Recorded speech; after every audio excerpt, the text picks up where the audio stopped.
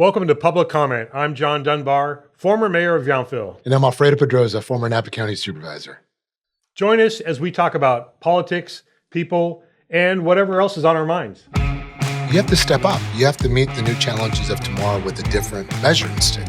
Seen successes with consolidation. It can happen successfully. But it's taken away money from the true outcome of what we're trying to achieve, which is help people. So Alfredo, before we get to today's agenda, I just want to acknowledge we have real microphones. I feel like we're growing up, John, right before everyone's eyes. Hopefully we have something good enough to say to speak into them. We'll see if they tune in. Well, what's on today's agenda? Well, besides your fabulous new haircut, which I just want to acknowledge, job well done. Thank you. Thanks to your wife for acknowledging that you needed a haircut. But look, I think we should talk about philanthropy in our nonprofits. And let me just say, I think this is a topic we all struggled with about whether we should talk about it, because we know a lot of these nonprofits are run by incredible people that you and I interact with, that we see, in the grocery stores, that we attend their craft feeds. So it's hard to have this conversation, but you kind of said something when we first started that really struck with me, is that we need to be honest and we need to have uncomfortable conversations. And I think today's topic of philanthropy and nonprofits is right in line with something that I think we need to talk about. Giving is such a huge part of this valley, which is, awesome. And we acknowledge that. We've both been very involved in that. We've been on boards. We have supported a lot of different diverse organizations. So I agree with that part of it.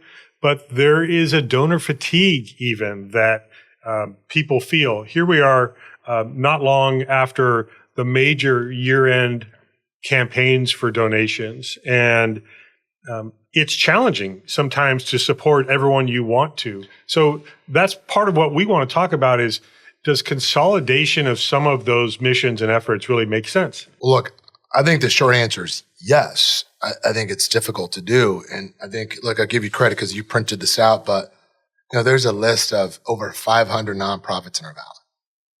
That's incredible. And I think we have to first acknowledge that the fact that this community can support that many nonprofits is something that we shouldn't take for granted. And I can tell you, not because I just want to list my resume, right? But I've served, I think, on over 10 nonprofit boards in Napa. So I say that because I'm probably going to say some things that might be a little bit controversial, but I say it because I've been in the trenches with boards of directors. I've been in the trenches with executive directors. And to me, you're right. You and I have supported financially, right, some of these nonprofits. But what I really think stands out is those organizations that are doing it and they're not duplicating services, right? And I think from a donor perspective, this community is so generous, right? And let's call it out, right? What Napa Valley Vintners do through Auction Napa Valley, where they raised the millions of dollars, right? Where you see some of the vintners put their names on buildings, not because it's nice, because they're writing a pretty big ass check to do that. That doesn't happen everywhere, but it happens in our community. So we kind of first have to set the baseline of how privileged we are. But then you see some nonprofits where you wonder whether there's duplication of services. And I know this is where it gets uncomfortable because there's people tied to these jobs. But when you have two executive directors out there that are earning $100,000, $200,000, $300,000, and you see two nonprofits serving the same purpose, maybe, you do wonder, is there a better way to do that? And one of the things not only about the costs of it and where those philanthropic dollars go, certainly you don't want them to go too much to administration. You want to provide services to people that need it. But it's also, in some cases, confusing. Where do people go for that support in those services? I know most recently I was on the Hands Across the Valley board of directors.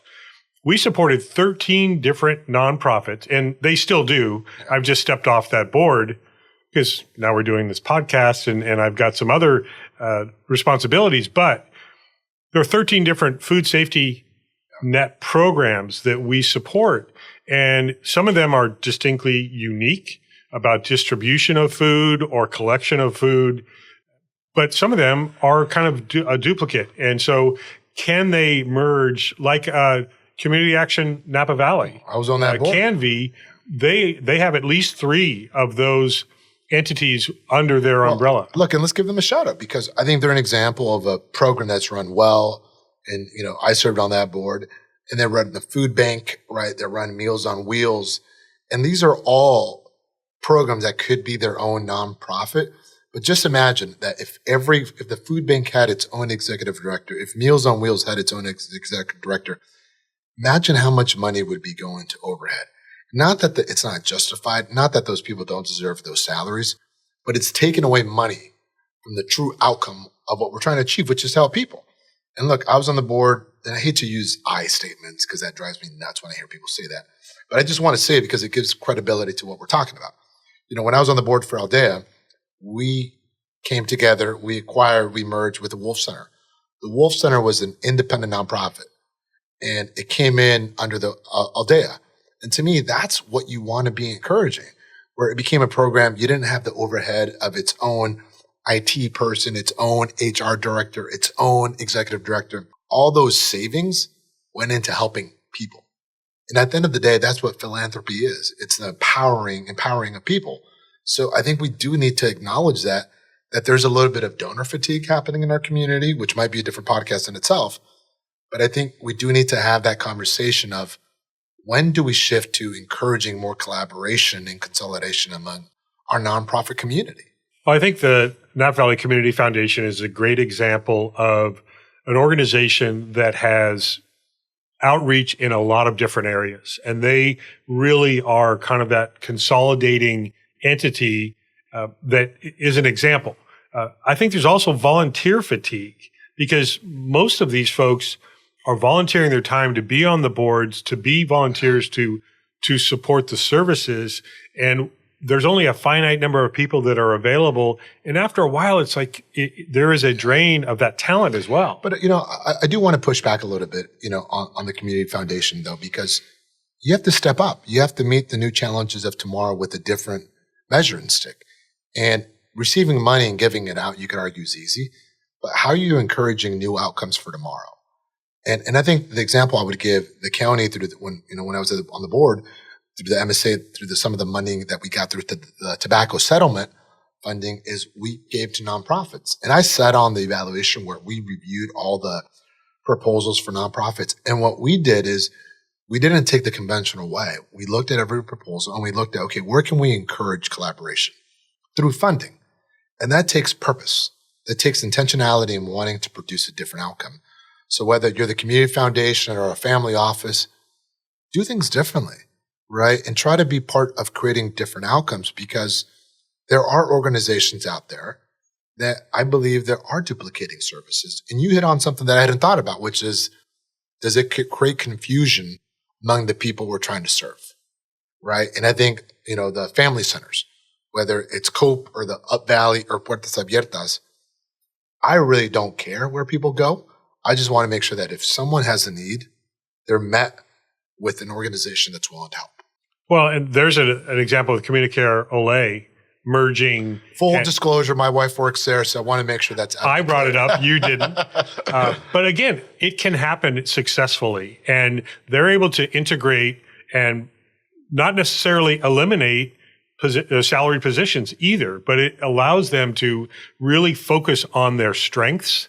And they take on slightly different mission statements, but they're connected and they're providing healthcare services. Well, and look, I think you and I have learned that during some of the emergencies, our nonprofits are organizations that have earned the trust of our community, where people necessarily don't feel comfortable going to government, right? They go to these nonprofits, these CBOs, right, that have earned the trust. So there is value, right? And I think you and I have to be crystal clear that our nonprofits are doing incredible work. This is not about saying that they're not, right? It's about making sure we can sustain the level of philanthropy that our community is seeing and making sure we have organizations that are maximizing every dollar they raised. And look, I was on the board for the Boys and Girls Club, personally donated to that. And it's a fair question. We have an organization up in St. Helena. We have an organization in Napa. 2 executive directors, 2 board of directors, both great organizations. And quite honestly, it's not about them. It's about the kids they're serving.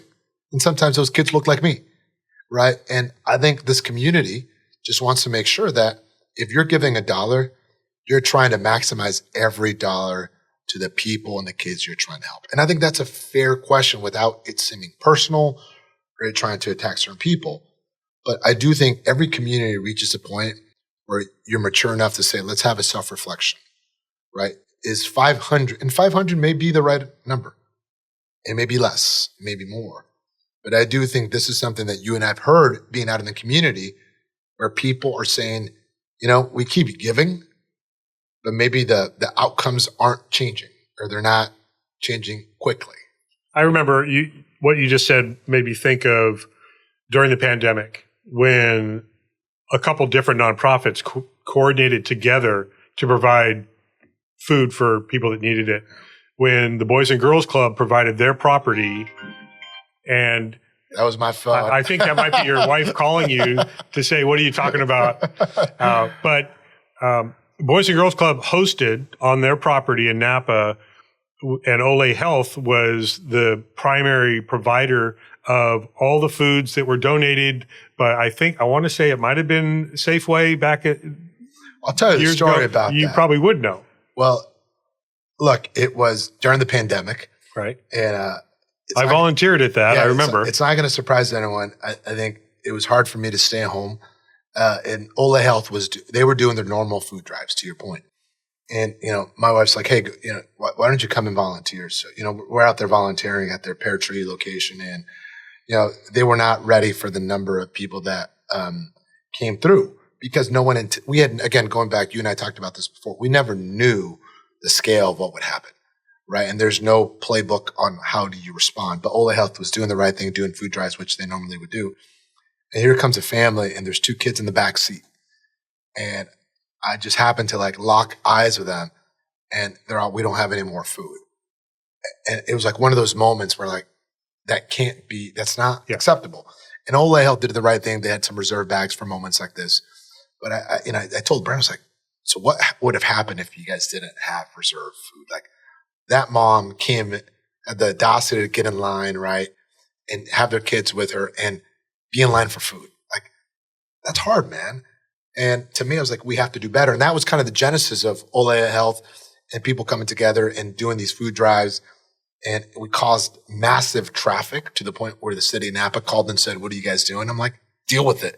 We're feeding people, right? And that was a moment of people coming together. There was no overhead. It was private money coming together to go buy, groceries at grocery outlet, and Todd Walker from Sea Line Express willing to go pick up pallets of food, and then realizing, well, if you have pallets, you need a forklift to unload it. But it was a beautiful thing, right? Of this community coming together to do the right thing. So that's in our DNA, though, John, right? This community steps up, and there was people in volunteering that moment that you and I know were super wealthy, super poor, but it didn't matter. It was about helping people. Well, and I remember, since you've referenced your wife, I'll mention my wife got dressed up in the Easter Bunny outfit and welcomed everyone. That it was amazing, the hundreds and hundreds of cars, multiple families per car, that it really showcased the need, but it also showcased the support that this valley gives. I'll go back to the Hands Across the Valley experience where, over 30 years ago, George Altamira called together some of his friends, including Congressman Thompson, Francis Ford Coppola, and others, to say, we need to feed people. And here we are in one of the most incredible food destinations of the world. And there are still people that are hungry and don't have, especially during the pandemic, there was not reliable food available because schools were closed. And some children rely on those meals at school to even eat. So seeing that coordination where you bring in all the talent, and here we are over 30 years later, continuing to provide that kind of support. That reminds me of, one of the programs, that Brent and I helped create was called Veggie Bucks, where we worked with Puertas Abiertas that, paired, families that went to Puertas Abiertas with food security, right? Insecurities, when you mentioned that, this issue came up, where it paired them with the local farmer market, right? So you had local families going to Puertas Abiertas, and instead of giving them vouchers to go get, normal food, They said, go help a farmer at the farmer's market. And it was a beautiful thing, right? Of helping a family, but also helping a small farmer and a small business. So we tend to be innovative that way naturally. But I think the purpose of today, I think, is how do we take this opportunity where we live in a very generous community to create outcomes that are different? And that means challenging ourselves to do things differently. So if you are two organizations in behavioral health, how do you start having discussions around how do we partner more? How do we collaborate more? Because I do believe those people that are working for nonprofits intentionally care about the mission of those organizations, right? Just like you and I cared about public office when we were there. So if you are true to that, it's not about the name on the wall. It's about the people you serve. So if it's two organizations or one, it shouldn't really matter. And I think we have to do that more. And there are a lot of different sectors that rely on generosity and nonprofits. Certainly the arts community, recreational opportunities, mostly for children, but not exclusively for youth. And so there's a nice diversification of nonprofit support. But again, it gets to that fatigue of, I can't keep supporting all of these that I would like to. If there is a way to stretch those dollars to allow those services to reach more people. But you and I remember Napa Learns, right? Which was a great organization that came online around, being more innovative in learning. And they merged with the Education Foundation, right? That's awesome. One executive director is powering the same mission, right? Or you look at news, right? Which deals with so much hard stuff of domestic violence, so forth. But it's one organization that's in that lane that's doing that work. And we should be encouraging that. And I think that's where, as a community, through the power of philanthropy, how do we encourage that more? So that way it doesn't create confusion among the people that need the services, but it also makes sure that we're maximizing every dollar. That's the second time I'm going to have to turn that on silent next episode. But how do we make sure we maximize every dollar? And I think that is what we're flirting with, that I think we just got to be honest about. Yeah, and I do think that there's also the concern that not only people aren't sure where they should go, but that there hasn't really been an analysis probably isn't the right word, but looking at how many of these nonprofits still have a mission that is best served by being independent.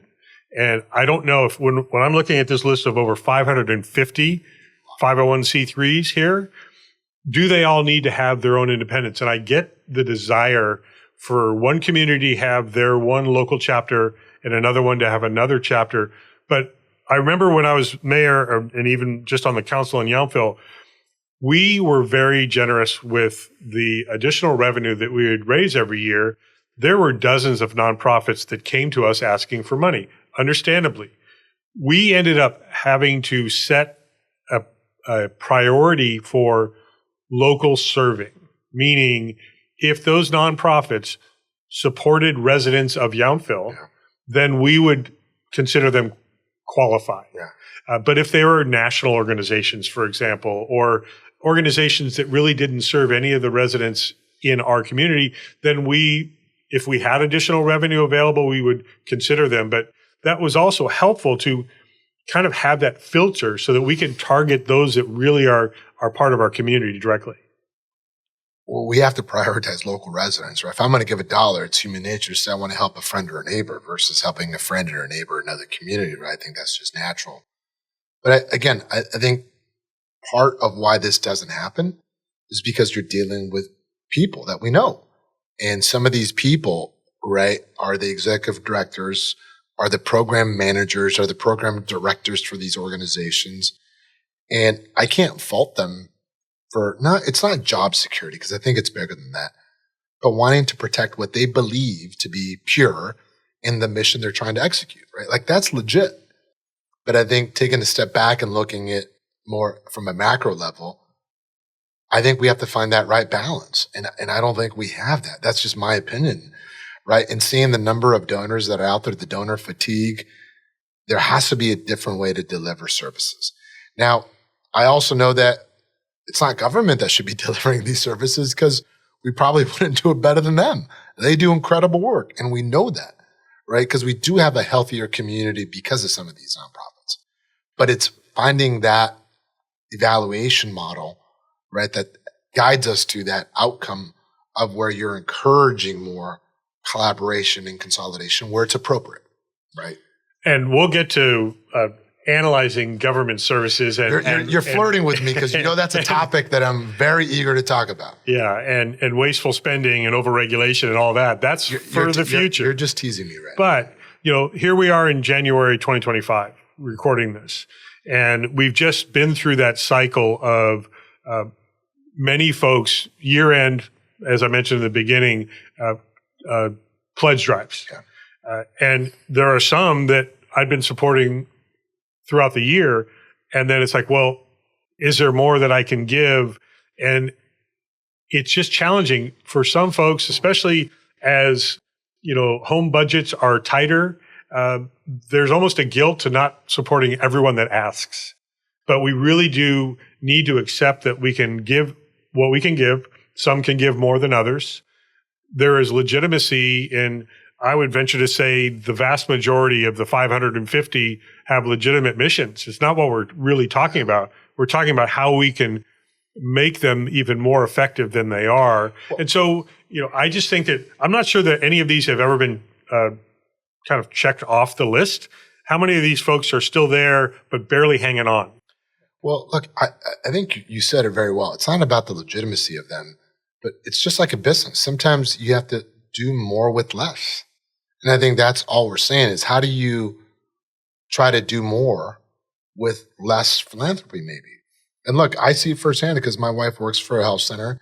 And sometimes, they have this conversation, they're getting a major gift. And sometimes we normalize it. Like $1 million gift is something that it's huge. And in Napa, that's just like, it happens. Well, it's not normal, right? Let's just acknowledge that. But you have that power of philanthropy. With that also comes significant responsibility, though, to make sure that you're getting shit done on the back end of that equation. And to me, that's when I look at this list, I'm proud of it, right? Because this is our community. This is organizations led by people that you and I know, but it's also private donations supporting and then empowering this machine. And I think you and I are here saying we need them. We need our nonprofits to continue to thrive and succeed. But we also need to have the conversation around it might look different in the future. I hope what the takeaway is for folks that are listening to us talk about this is it's not that we're being ultra critical about or any organizations necessarily. What we're talking about is wanting to maximize the generosity in our community for the people that need it the most. And what I'll be interested to hear is, as people hear what we're talking about today, what are their ideas about going forward? It's like, is it going to be thank you for acknowledging something that is a hard conversation because people get very territorial and they are sensitive, understandably, because it is a mission that a lot of these folks live by, but we're trying to help them continue to serve the mission. But it might be that a few of these things drop off the list so that they can be stronger. I think we all want the same thing at the end of the day, which is a healthy community that's stronger. And I think we've acknowledged that. So I'm super curious how people respond to today's podcast, and we're going to find out. But I think it was a conversation that we need to have, and we're having it. And I hope that those that are donors and are part of the philanthropy arm, that they're also acknowledging that they can control the outcomes too, right? And that's the power of the purse strings. And know that it's not about giving less. It's about giving with an impact. And we have clear examples of when that's done. So I think it's been a great session today, a great episode. So I would say that if we were actually live, I would be sure that that was your wife calling to tell you what she thought about this conversation. But I'm sure we'll both be hearing about that when we get home. We're going to hear about that. But until then, cheers, my friend. Cheers. All right, John, another episode. We talked about nonprofits today and the power of philanthropy. I think it was a great conversation, man. We talked a lot about things that we've been hearing throughout our careers. And I think we hit on a lot of important issues today. It's a very generous community we have here in Napa Valley. And we're not trying to dissuade anybody from their support. We just think that there might be opportunities to make it even better. So having said that, we probably made a lot of people uncomfortable. And if they want to tune in or reach out to us, how can they do that? Well, I know you want to hear from them, and they can tell us what they think if they email us at publiccommentnapa@gmail.com. And I'll be sure to read those. And I'll make sure that you read those too.